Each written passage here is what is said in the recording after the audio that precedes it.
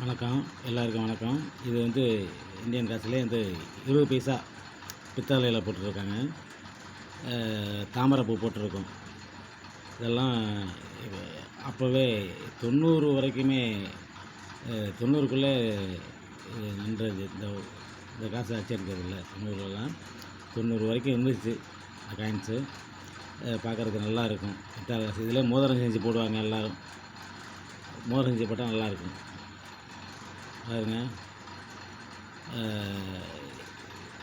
ஒரு பக்கம்